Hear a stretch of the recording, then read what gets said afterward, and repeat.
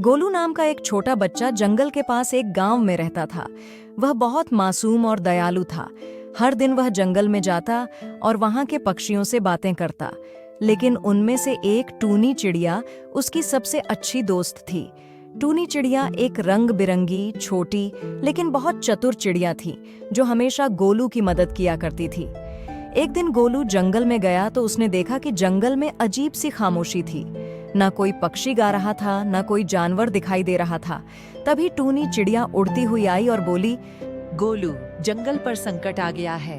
काला जादूगर डूमर ने जंगल का जादुई कंगन चुरा लिया है। अगर वह इसे नष्ट कर देगा तो जंगल हमेशा के लिए सूख जाएगा।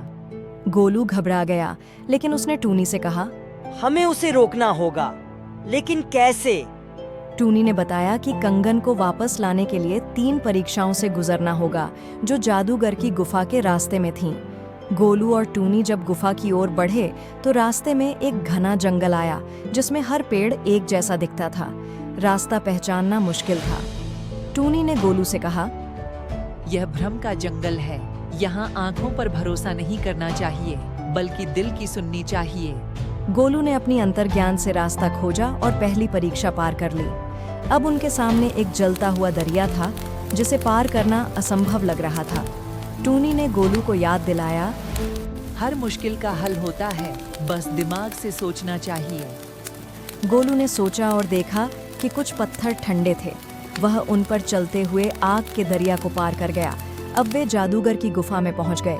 जादूगर डूमर ने हंसते हुए कहा, अगर कंगन चाहिए तो एक पहेली हल करनी होगी। अगर गलत उत्तर दिया तो हमेशा के लिए पत्थर बन जाओगे।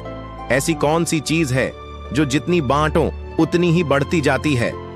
प्यार और ज्ञान। जादूगर चौंक गया क्योंकि यह सही उत्तर था। वह गुस्से में तड़पने लगा और कंगन गिरा दिया। गोलू ने तुरंत कंगन उठाया और टूनी के साथ भाग गया।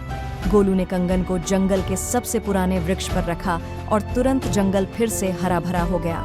पक्षी गाने लगे, जानवर खुशी से उछलने लगे। टूनी चिड़िया गोलू के कंधे पर बैठकर बोली, तुमने अपनी हिम्मत और बुद्धिमानी से जंगल को बचा लिया। दोस्ती और अच्छाई से हर मुश्किल को जीता जा सकता है। और फिर टूनी चिड़िया अपनी मीठी आवाज में चहकने लगी और पूरा जंगल उनकी दोस्ती की मिसाल बन गया।